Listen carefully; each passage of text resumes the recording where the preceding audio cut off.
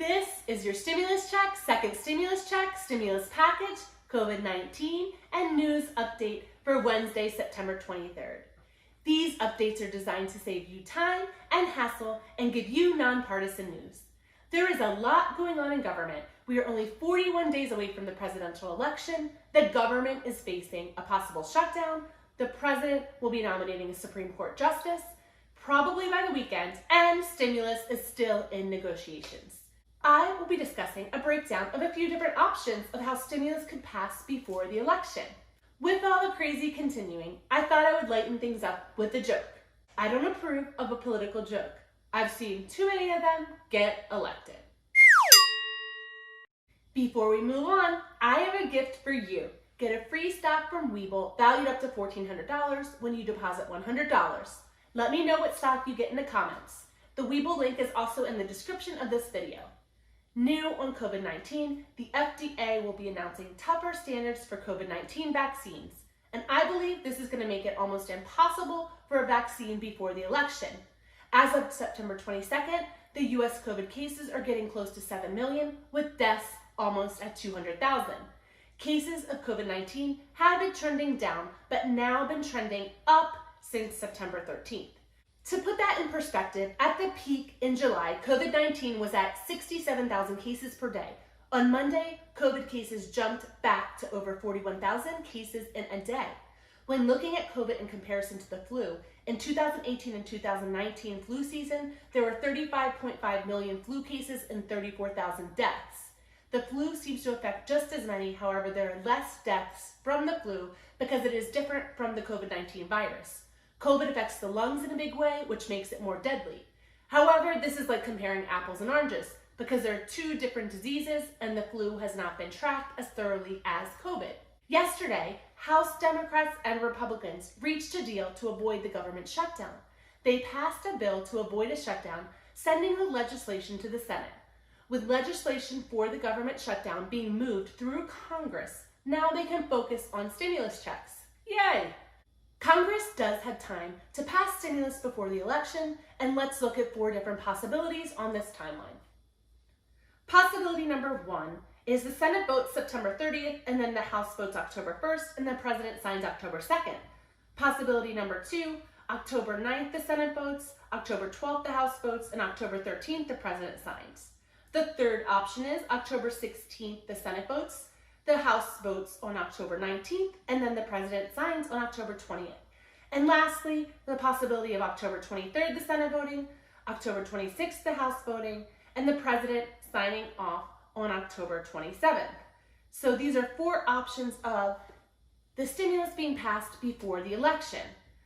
These dates are based on both chambers' voting schedules and taking into consideration the Senate and the House delaying their recesses. The Senate is scheduled to break October 9th until after the election.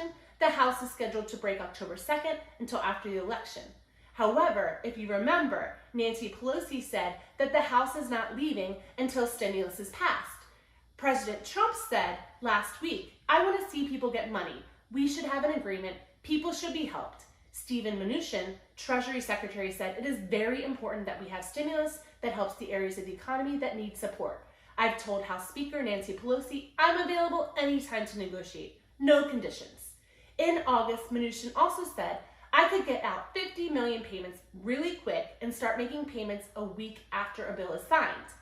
Mark Meadows, White House Chief of Staff, told CNBC that he was probably more optimistic about the potential for a deal in the last 72 hours than he has been in the last 72 days. Great news. His comment was after the last Tuesday release of that roughly $1.5 trillion bipartisan House stimulus plan. This bill can reach up to $2 trillion with the possibility of another stimulus this year and again in March of 2021. There is a growing group of Democrats in the House who are considering signing off on smaller PPP legislation. And this could be possible if enough Democrats sign off. And to give perspective on that, there are 198 Republicans in the House, and to get legislation voted, the House needs 218 votes. And there are a bunch of moderate Democrats in the House, so if 20 of them side with the Republicans, a bunch of smaller bills could pass, possibly including stimulus checks. So will it be smaller bills or the March to Common Ground Act that passes? comments below.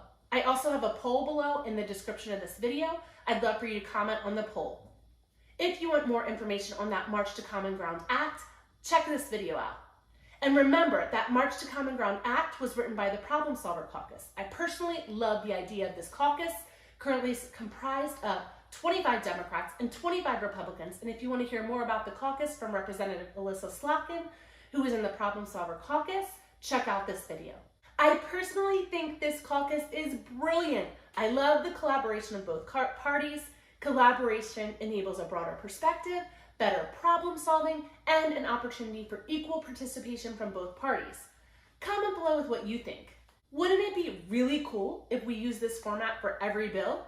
Maybe legislation should be passed to require this collaboration, right?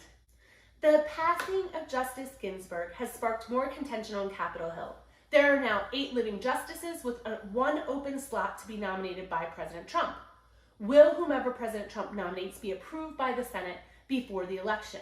It looks very likely, and it also looks very likely that there's enough Senate votes for Trump to pick the next Supreme Court justice.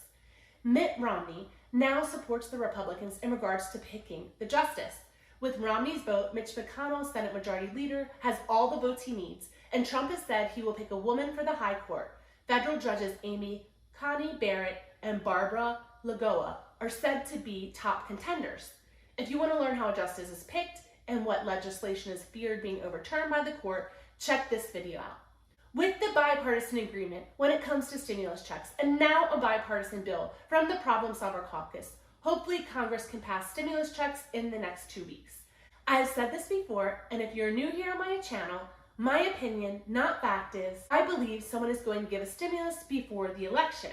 Why? Well, let's be real. This whole stimulus scheme is about re-election. People who want to get re-elected want to give money, and I believe sometime in October we will get stimulus. Well, fam, this completes your second stimulus check, coronavirus, and news update for Wednesday, September 23rd. Please tune in later this week with a new news update and more on the stimulus checks. If you want streamlined, nonpartisan news that saves you time, don't forget to like, smash that subscribe, and download the Webull mobile app and get your stock valued up to $1,400 in the description below. Bye for now, fam!